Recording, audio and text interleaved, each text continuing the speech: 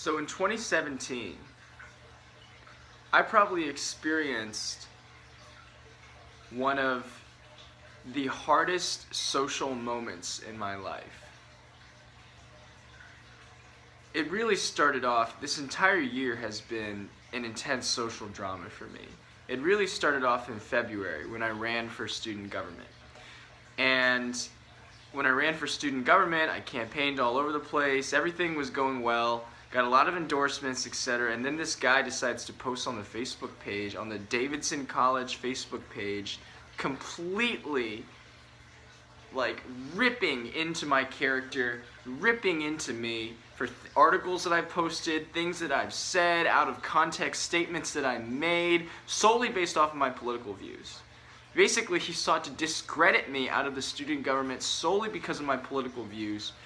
And what was surprising to me was not that he posted it necessarily, he even notified me that he was going to post it, but that there are people that actually supported what he was talking about. They called it investigative journalism, they praised him, they liked his status. There were a lot of defenders of mine, but there were also people that were defending him too, and this completely unwarranted attack on me.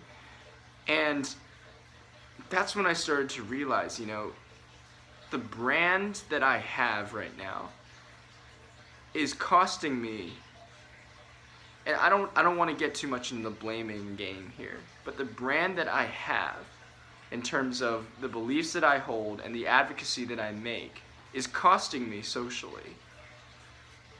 And then that epitomized throughout the year as I saw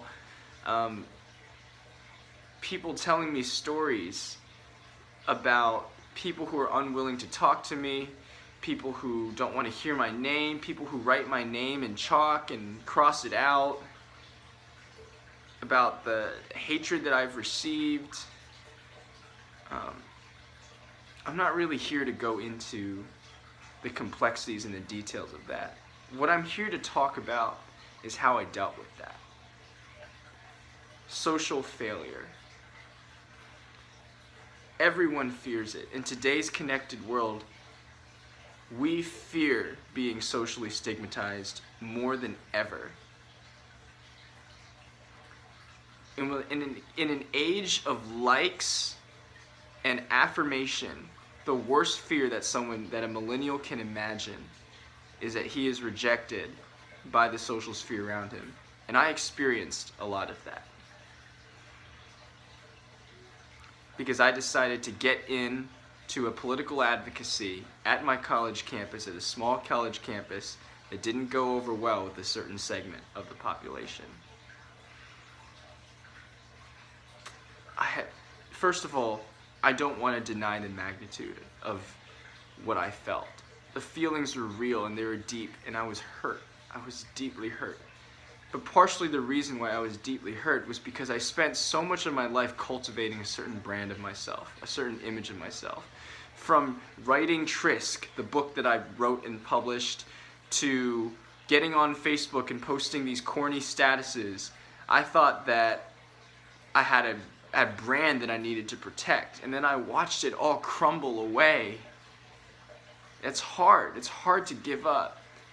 It gave me sick feelings, because it made me think, what if they're right? What if I am just a loser? What if I am getting in over my head? What if the friends that talk to me, that try to talk me out of this, are right?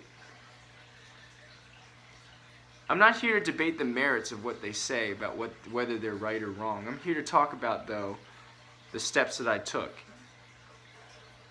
First, I did think. I thought long and hard. It's important to think. Is what you're doing right? Is what you're doing important?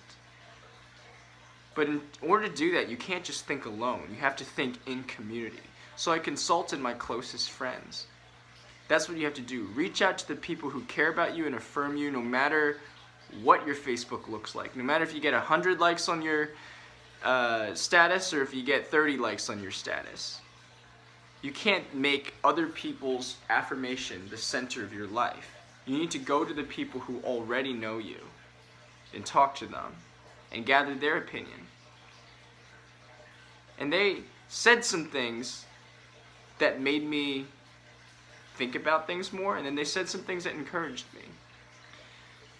And it's important to have that balance. So I went back to the community. Second of all, I talked with God. Because in this age of social media affirmation, it's easy to get caught up in the likes, and hard to really get down with your Creator and ask God, is this what you really want from me? Because guess what? If this is what your Creator wants for you, it doesn't give a flying crap.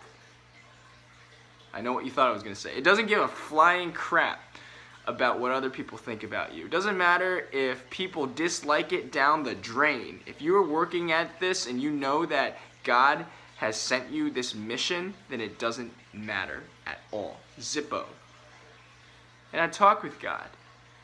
And I think God led me to some important things. An important passage. In particular, this important passage about Jesus and how countercultural he was. And how he went against the culture, and how they threw rocks at him. They wanted to throw rocks at him. They wanted to kill him. In fact, they did kill him. He was a rejected pariah, just like sometimes what I felt like I was. That gave me encouragement. And then third of all, change. I know, it's hard for people to hear. You know, it's not just good enough to get affirmation from your friends and encouragement from God. You do need to change your behavior sometimes. Because usually, here's the thing, you know, when the public comes and they give you such forceful criticism, they are coming from somewhere. They can't all be completely 100% intended. And so I did reflect, and I did think, and I said, you know, I do have to change some of my behaviors. And so in the latter part of the year, I thought I tried to curb more of the excesses of some of my behavior. And it's worked to some degree, but it's going to be a process. But don't think that the only thing that you need is, you know, some of this, you know, like elixir, affirmation elixir. No, you do need to get back into thinking about yourself and thinking about your relationship with society. But most importantly, don't let social failure, or don't let the threat of social failure dissuade you from doing what's right. Because yeah, your brand might take a hit, but there are things more important in life than your brand. There are things more important in life than a single like on your Facebook page. And that's something I didn't really realize until very recently. But 2018, I'm going to come at you. And I'm going to come at you standing for what I believe is right. If you like it, get on board. If you don't, well then watch me. Thank you.